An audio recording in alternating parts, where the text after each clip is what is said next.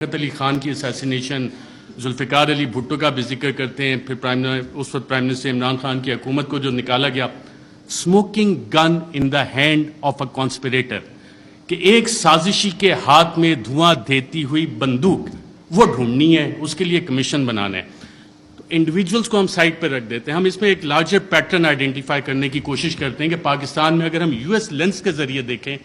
کیونکہ پاکستان کی فورن ریلیشن جو ہیں ہم لوگ موسٹلی یو ایس بلاک میں رہیں، تو اس میں ہم یو ایس لینس سے اگر اس سارے مسئلے کو دیکھیں، پاکستان کی 75 سالہ تاریخ کو، کہ کب کب کیسے کیسے گیا، میں لارجر اس میں براڈ فریم ورک میں آپ کو بتاتا ہوں۔ 1958 martial law, 1978 martial law, 1999 martial law, یہ تمام مارشل لا جس وقت لگے اس وقت امریکہ کے اس خطے میں انٹرسٹ ہے۔ 1958 میں جب ایوب خان نے مارشل لا لگایا، لیاقت علی خان کی اسیسینیشن 2 ہفتے پہلے ان کے رشیا وزٹ سے ہوگی، آج تک نہیں پتہ لگا کہ پیچھے کون تھا۔ آپ آ جاتے ہیں جی مارشل لا، سیاٹو، سینٹو، کولڈ وار اپنے پیک پہ جا رہی تھی، امریکہ کو یہاں پہ الائز چاہیے تھے، اور ہم سیاٹو سینٹو کا حصہ بنے، رشین بلاک میں، ہم سوویٹ بلاک میں نہیں گئے، اور ہم وہاں پہ اس سائڈ پہ چلے گئے۔ اب وہ سارا پلان اس وقت سیاٹو سینٹو کولڈ وار جب اپنی پیک پہ گئی، تو ایوب خان، جنرل ایوب خان، انہوں نے اپنی سروسز باقاعدہ پرووائڈ کی، اور پاکستان یو ایس کیمپ میں گیا، اور اس وقت کے آپ دیکھتے بھی ہیں، بڑے پیارے پیارے ویژولز ہمیں نظر آتے ہیں۔ 1977 جب ہم دوبارہ آتے ہیں تو اس وقت پھر امریکہ کے ریجنل انٹرسٹ یہاں پہ تھے، اور ہم دیکھتے ہیں کہ کوورٹ وار باقاعدہ طور پہ شروع ہوئی، افغانستان کی جنگ لڑی گئی، اور اس وقت پاکستان میں پھر مارشل لا آ جاتا ہے۔ ایک پاپولرلی الیکٹڈ ڈیموکریٹک لیڈر کو پھانسی دی جاتی ہے، ایک ایسے کیس میں، غالباً سیکشن 109، فواد چودھری صاحب اگر بیٹھے ہوں تو بتائیں کہ اس میں پھانسی تو بنتی نہیں، لیکن پھانسی دے دی گئی، اور ضیاء الحق کا مارشل لا آ جاتا ہے۔ یو ایس انٹرسٹ دوبارہ افغانستان میں۔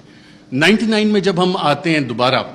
تو ایک نئی جنگ ہمیں چاہیے، اس کے لیے نیو کونس کے پلان آلریڈی بن چکے تھے، آلریڈی تھا کہ کدھر عراق میں جنگ ہونی ہے، لیبیا میں ہونی ہے، سیریا میں ہو رہی ہے، ایران، پاکستان بھی اس کا حصہ تھا، لیکن پاکستان، جیسے بلڈ بارڈرز کا ڈاکٹر شیری مظاہر نے بتایا، Pakistan for various reasons and one of the main factors being a nuclear power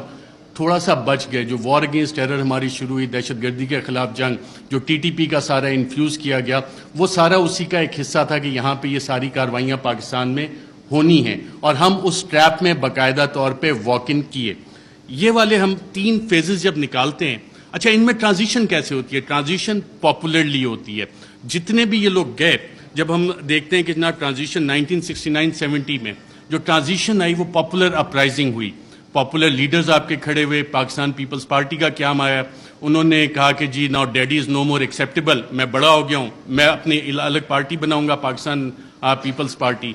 عوامی لیگ الگ بنی شیخ مجیب کی، اور پھر اس کے بعد کی جو الیکشن مینیپولیشن کی داستان ہے اس کے ریزلٹس ہمارے سامنے ہیں۔ 1988 محترمہ بے نظیر بھٹو آتی ہیں واپس، ایک پاپولر اپرائزنگ ہے، لاہور کے جو جلسے ہیں جن کی مثال دی جاتی تھی، جو کہ اب پاکستان تحریک انصاف نے جتنے بڑے بڑے جلسے کیے ہیں اسے اوور ویلم کر لیا، لیکن وہ مثال دی جاتی تھی کہ پاپولر اپرائزنگ ہوئی، اور پھر وہاں پہ جو بھی جو طیارہ جب پھٹا تھا جنرل ضیاء الحق کا، تو آپ کی ایک ڈیموکریٹک ٹرانزیشن آئی، اور یہ وہ فیز ہے جب آپ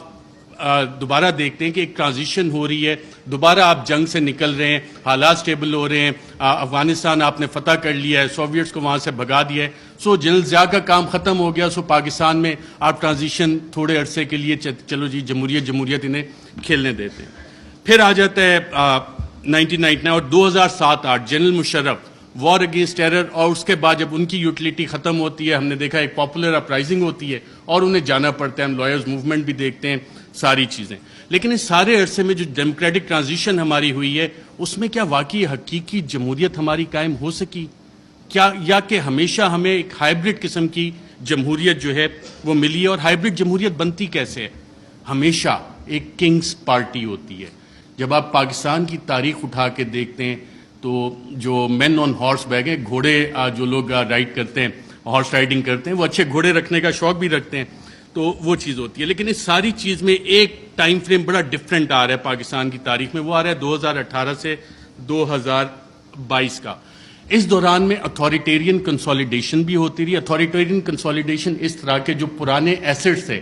جن پہ کرپشن کے مقدمات تھے ان کو بھی بچایا جا رہا تھا، دوسری طرف ایک حکومت کوشش کر رہی تھی کہ جی ہم نے ڈیموکریٹک کنسولیڈیشن کرنی ہے، اس